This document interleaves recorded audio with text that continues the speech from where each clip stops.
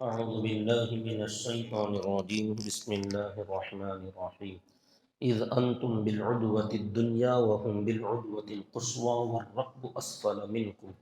یاد کرو اس واقعے کو جب تم مدینہ منورہ کے قریب والے حصے پر تھے اور وہ لوگ اس سے دور والے علاقے میں تھے، اور ابو سفیان کا قافلہ تم سے نیچے کی طرف تھا۔ وَلَوْ تَوَاعَدْتُمْ لَاخْتَلَفْتُمْ فِي الْمِيعَادِ، اور اگر تم اس لڑائی کا پہلے سے وعدہ کیے ہوتے تو اس وعدے کے پورا کرنے میں تمہارے درمیان اختلاف ہو جاتا۔ وَلَكِنْ لِيَقْضِيَ اللَّهُ أَمْرًا كَانَ مَفْعُولًا، لیکن یہ واقعہ اس لیے ہوا تاکہ اللہ تعالیٰ اس بات کو پورا کر دیں جس کا ہونا طے ہو چکا تھا۔ لِيَهْلِكَ مَنْ هَلَكَ عَنْ بَيِّنَةٍ وَيَحْيَى مَنْ حَيَّ عَنْ بَيِّنَةٍ، تاکہ اس کے بعد جس کو ہلاک ہونا ہے وہ دلیل کے ساتھ ہلاک ہو، اور جسے زندہ رہنا ہے وہ دلیل کے ساتھ زندہ رہے۔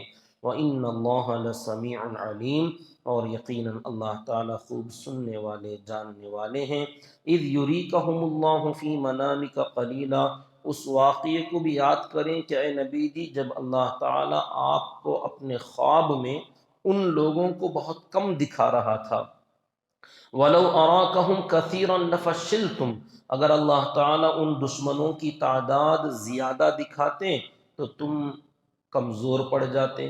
وَلَتَنَازَعْتُمْ فِي الْأَمْرِ، اور تم آپس کے معاملے میں اختلاف میں پڑ جاتے۔ وَلَكِنَّ اللَّهَ سَلَّمَ، لیکن اللہ تعالیٰ نے تمہیں بچا لیا۔ إِنَّهُ عَلِيمٌ بِذَاتِ الصُّدُورِ، یقیناً وہ اللہ تعالیٰ دلوں کا حال بھی جاننے والا ہے۔ محترم بزرگ عزیز دوستو، اعتکاف کا ایک اہم مسئلہ یہ ہے کہ جیسا کہ 20واں روزہ جمعہ کے دن جو آ رہا ہے، اس جمعہ کی عصر کے بعد سے 21واں روزے کی مغرب کی شروعات سے 21واں دن شروع ہو جائے گا، تو اس وقت سے ایک عشرے کا اعتکاف جسے بھی کرنا ہے جمعہ کے دن عصر کے بعد مغرب سے پہلے پہلے اپنی اعتکاف کی جگہ میں پہنچ جائیں گے۔ اعتکاف کے لیے روزہ شرط ہے، بغیر روزے کے اعتکاف نہیں ہو سکتا۔ تو جو عورتیں اگر اعتکاف میں بیٹھیں، ان کا ارادہ ہو کہ ایک عشرہ اعتکاف کریں گی، اگر ان کو درمیان میں ماہواری ہو جاتی ہے تو ایام حیض میں روزہ نہیں رہتا، روزہ ان کا ختم ہو جاتا ہے۔ تو جب روزہ ختم ہو جائے گا تو اعتکاف بھی ختم ہو جائے گا، کیونکہ بغیر روزے کے اعتکاف ہوتا ہی نہیں۔ تو جو بھی اعتکاف میں بیٹھیں گے ان کے لیے شرط ہے کہ روزہ رکھنا ہی ہوگا۔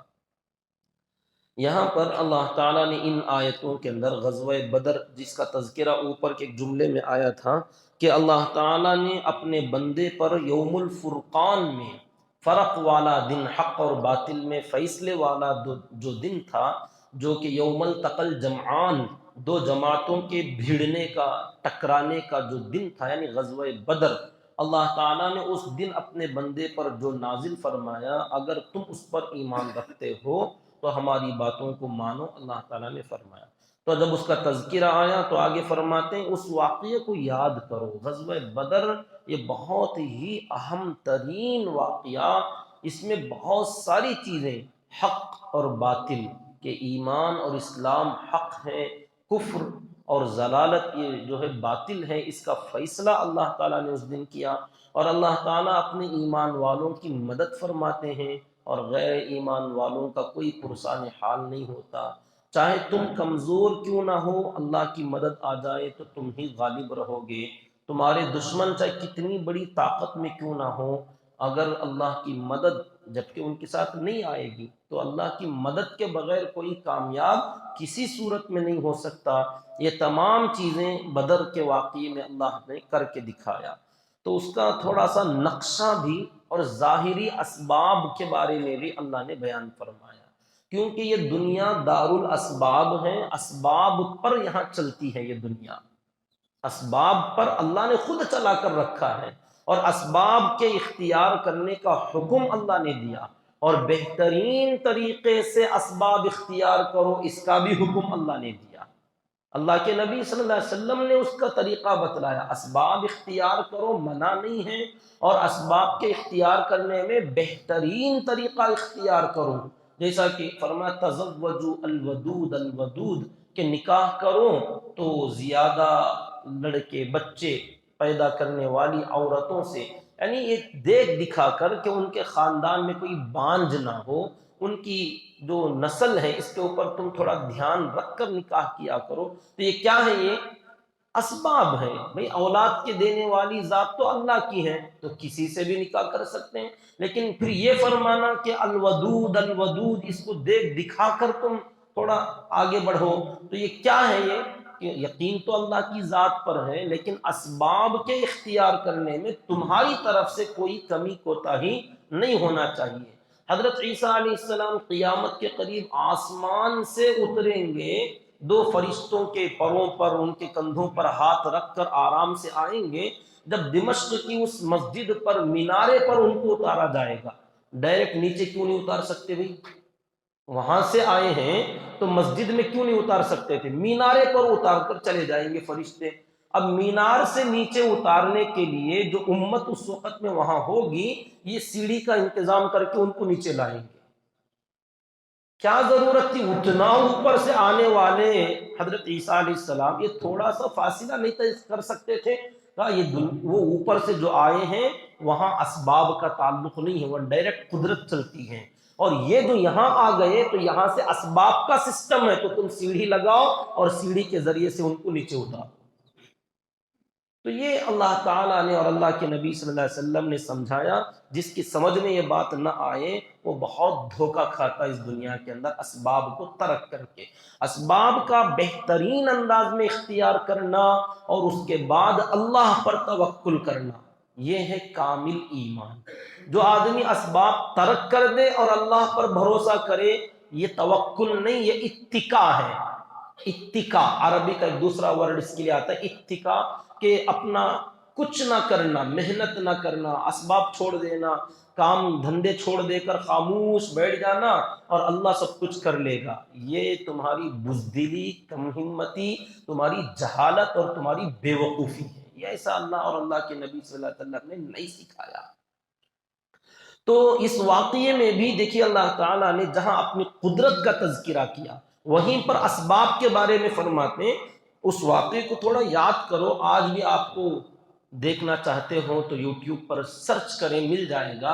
بدر کا وہ میدان، آج بھی اس جگہ پر ایک مسجد تعمیر کر دی گئی جہاں اللہ کے نبی صلی اللہ علیہ وسلم کا عریش لگایا گیا تھا.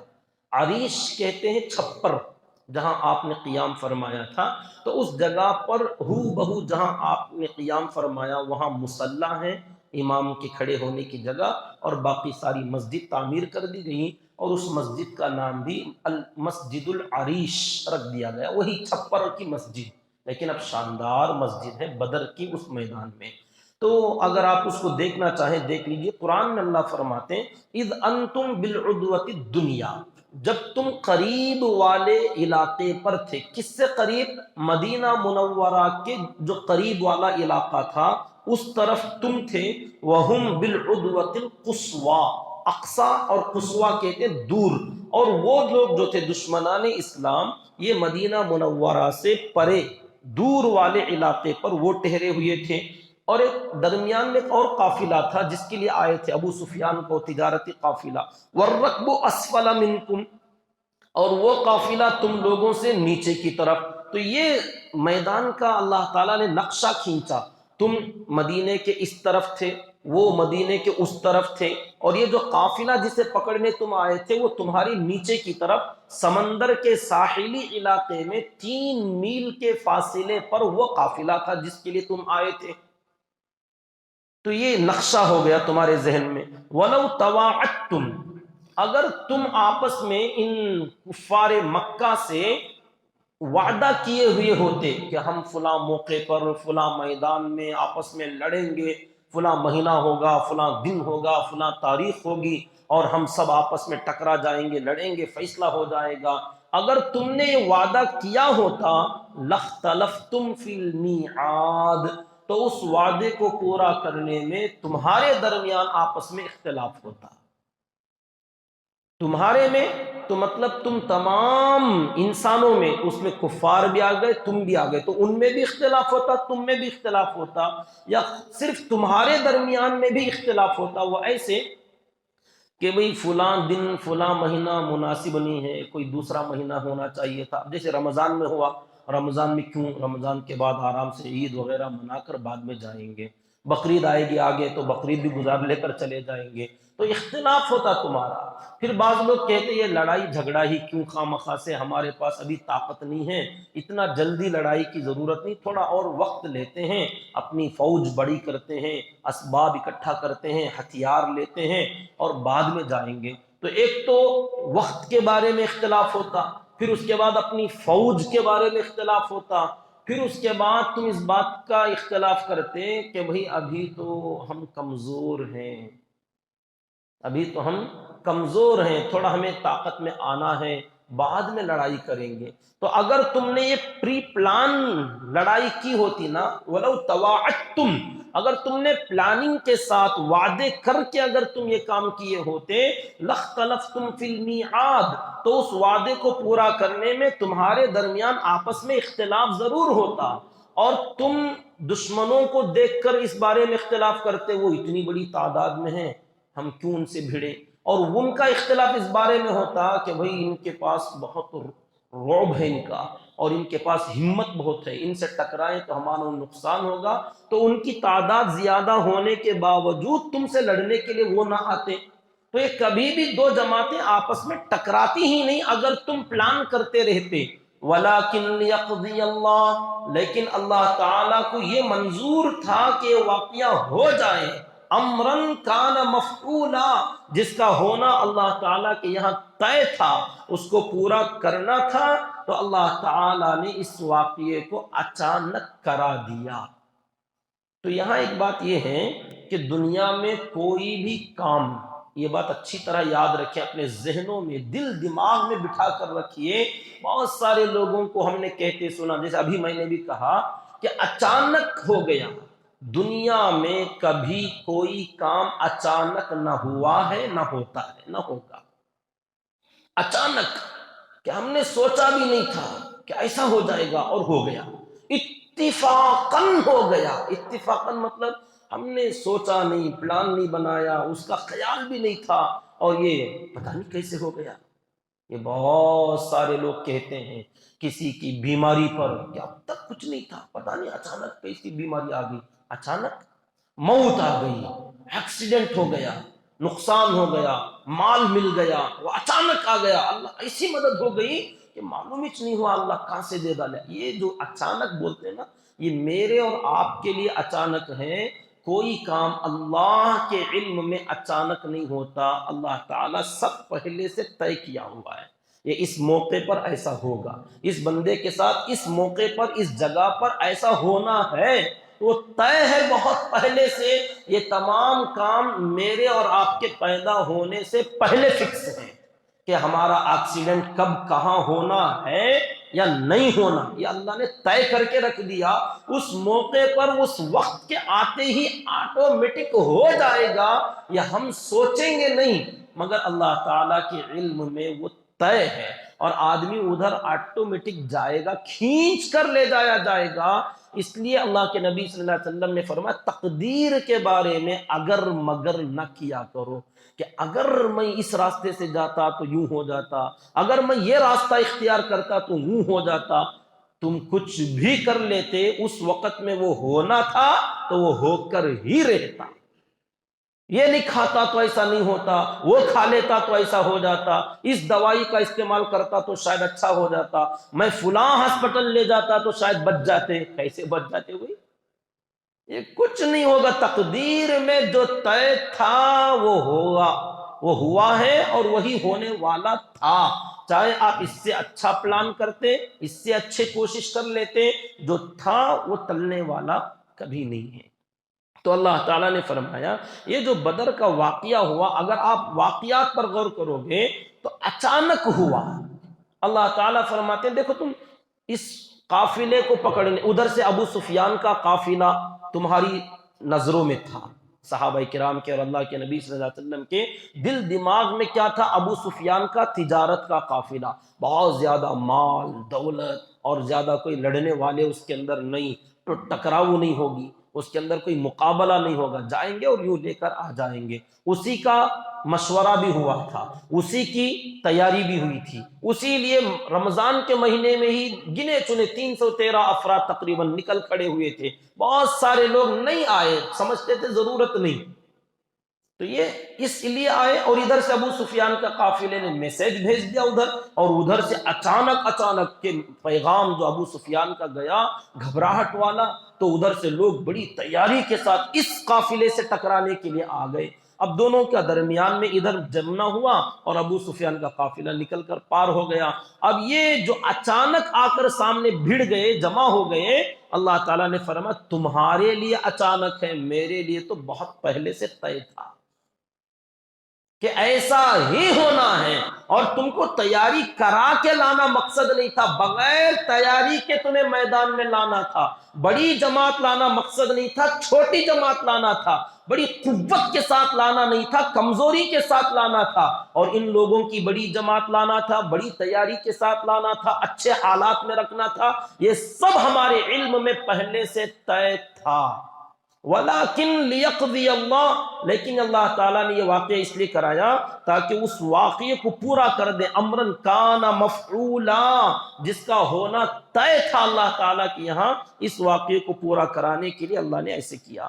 کیوں ہوا یہ؟ اس کا مقصد یہ ہے لِيَهْلِكَ مَنْ هَلَكَ عَنْ بَيِّنَةٍ وَيَحْيَى مَنْ حَيَّ عَنْ بَيِّنَةٍ، کہ اس واقعے کے بعد جس کو ہلاک ہو کر مرنا ہے وہ دلیل کے ساتھ ہلاک ہو کر مر جائے، اور جسے زندہ اور باقی رہنا ہے وہ دلیل کے ساتھ زندہ اور باقی رہے۔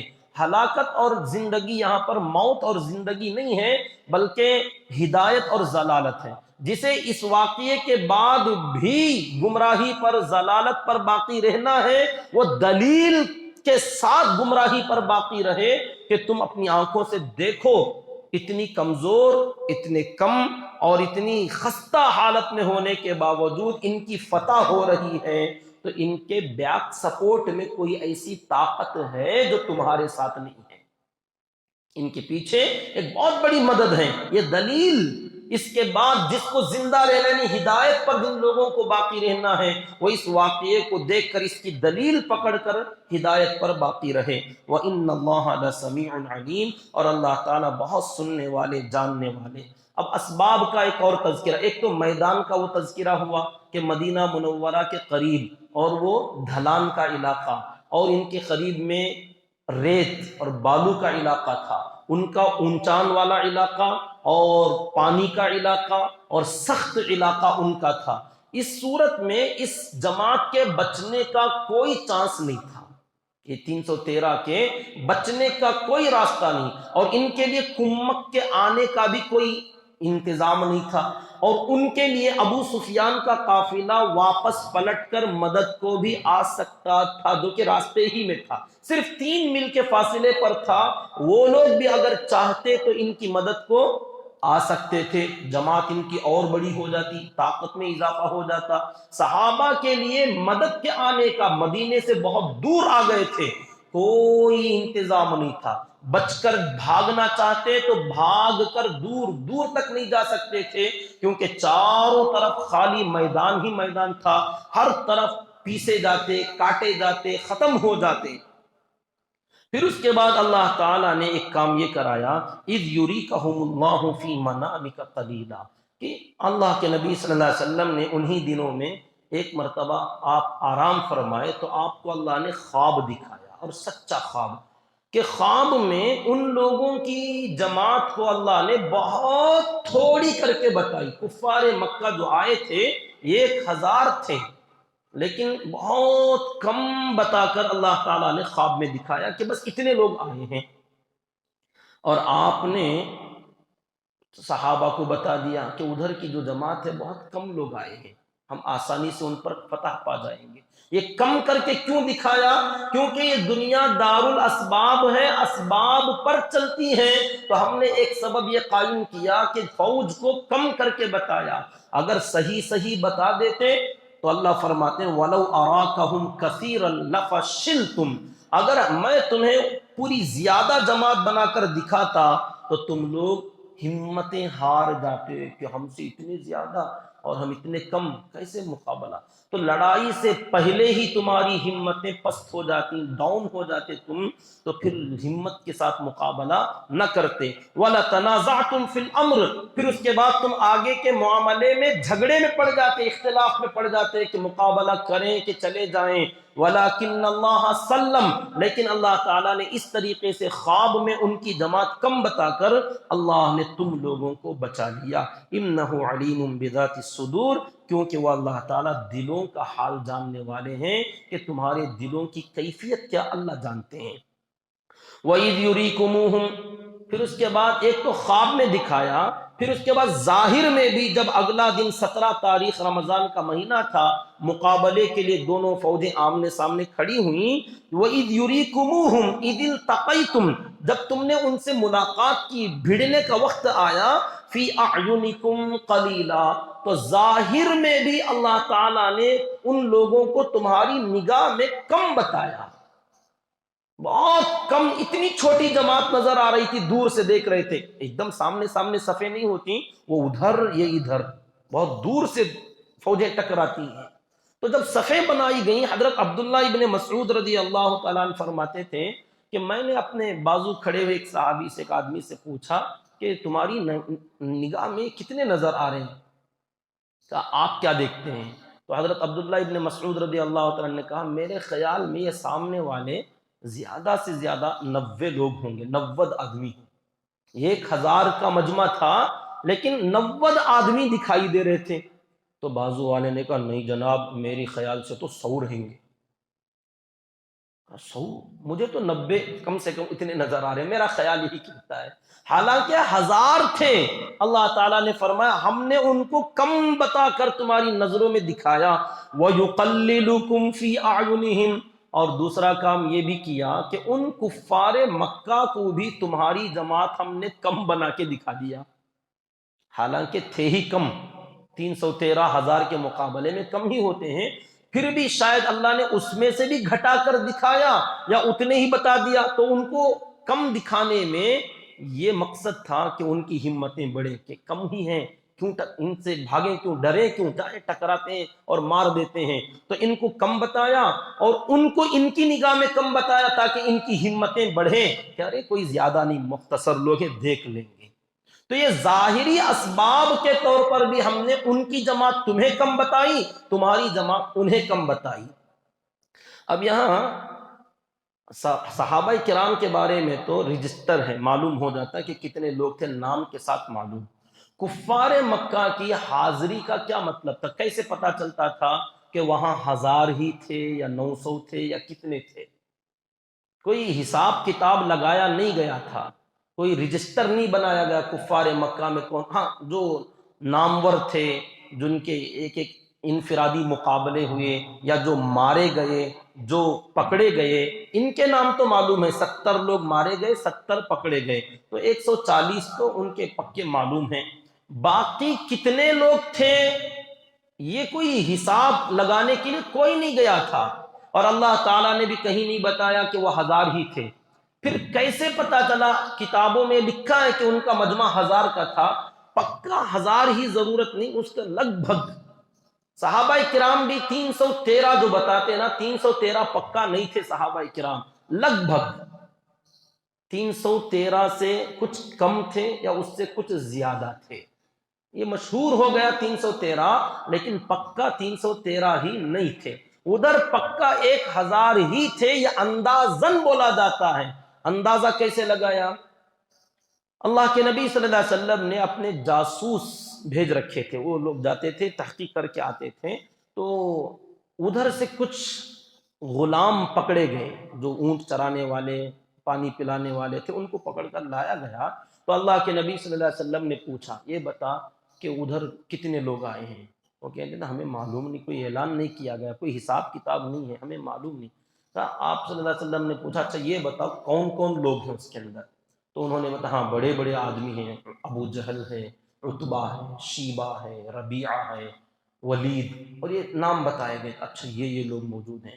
تو اب کتنا مجمع ہے یہ معلوم کرنا تھا، تو آپ نے فرمایا اچھا یہ بتاؤ ایک وقت میں، ایک دن میں کھانے کے لیے اونٹ کتنے کٹتے ہیں؟ وہ لوگ روزانہ گوشت کھانے والے لوگ تھے، تو اونٹ ذبح کر کے کھایا کرتے تھے، بھون کر کھا لینا۔ تو ایک دن میں کتنے اونٹ ذبح ہوتے ہیں؟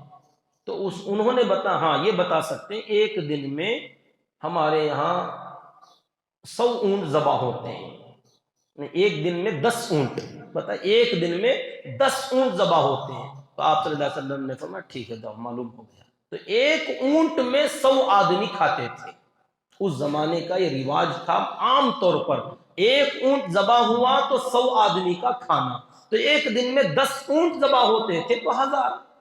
تو اس طریقے سے یہ بتایا گیا کہ اس زمانے کا جو رواج تھا، جیسے آپ بتاتے ہیں بھئی کتنے آدمی کی دعوت کرنا ہے، 50 آدمی کی، تو کتنے کلو چاول؟ یہاں پکانے والے جو لوگ ہوتے ہیں اندازاً بتا دیتے ہیں 5 کلو بنا لیے، 1 کلو میں 10 آدمی کھا لیتے ہیں یا 6 آدمی کھاتے ہیں، جو بھی آپ کا حساب ہوگا، یا ہمارے علاقے کا حساب و کتاب کہ کتنے کلو چاول بنایا گیا اور وہ ختم ہوا کہ بچ گیا، تو اس سے اندازہ لگاتے ہیں دعوت میں آنے والے کتنے تھے۔ سمجھ میں آ رہا ہے؟ یہ ہمارا انداز ہے، ہر علاقے کا ایک ایک انداز ہوتا ہے کہ یہ اتنا پکایا گیا تو اس میں اتنے بندے کھا سکتے ہیں آرام سے۔ تو ایسے بدر میں کفار کی تعداد 1000 تھی، یہ کوئی رجسٹر نہیں تھا، بلکہ 10 اونٹ ایک دن میں کٹتے تھے، تو اس سے معلوم ہوا کہ 1000 آدمی آئے تھے۔ تو 1000 کو اللہ تعالیٰ نے اتنا کم بتایا کہ کسی نے دیکھا کہ صرف 90 آدمی ہیں، کسی نے دیکھا کہ 100 آدمی ہیں۔ وَيُقَلِّلُكُمْ فِي أَعْيُنِهِمْ لِيَقْضِيَ اللَّهُ أَمْرًا كَانَ مَفْعُولًا۔ اللہ تعالیٰ نے ایسے کم کم کر کے کیوں بتایا؟ تاکہ یہ واقعہ ہو۔ اگر تمہیں صحیح صحیح بتا دیتا تو کیا ہوتا؟ ہمتیں پست ہو جاتی اور تم لڑائی کا ارادہ کرنا چھوڑ دیتے اور واپس چلے جاتے، اور ان کو تمہاری تعداد اور فرشتوں کی تعداد پوری دکھا دیتا تو وہ بزدل ہو کر بھاگ جاتے اور لڑائی نہیں ہوتی۔ ہم یہ چاہتے تھے کہ بدر کا واقعہ ہو، ہم کرانا چاہتے تھے کہ آج مقابلہ ہوگا اور ہم اپنے ایمان والوں کو غالب کر کے بتائیں گے، اور قیامت تک کے لوگوں کو ہم بتائیں گے کہ یہ حق پر تھے، اللہ کی مدد ان کے ساتھ میں ہے، اسی لیے ان کے ساتھ کچھ نہ ہونے کے باوجود اتنی بڑی جماعت پر یہ لوگ غالب آ گئے۔ وَإِلَى اللَّهِ تُرْجَعُ الْأُمُورُ، اور تمام امور اللہ ہی کی طرف لوٹائے جاتے ہیں۔ تو بہرحال کوئی بھی امر، کوئی بھی کام اچانک اپنے خیال میں آپ نہ لائیں، ایسا نہیں ہوتا، اللہ تعالیٰ کے علم میں پہلے سے ہے۔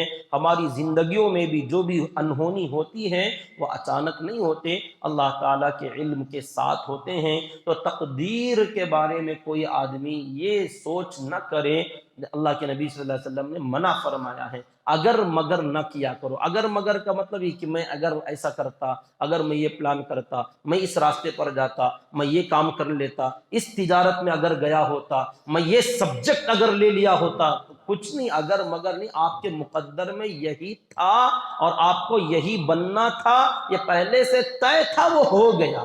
تو اب اس پر راضی رہو کہ جو بھی میرے مقدر میں ہوا ہے اللہ نے میرے بارے میں پلان کر کے کیا ہے۔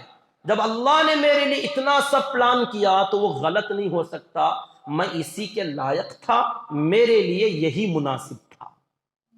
اس میں رضا ہے، اللہ کے فیصلوں پر اپنے آپ کو مٹا دینا کہ اللہ نے مجھے جس کام کے لیے چن لیا میں اس پر راضی، میرے لیے یہی تھا، میرے مقدر میں یہی تھا، میں اسی کے لیے بنایا گیا تھا۔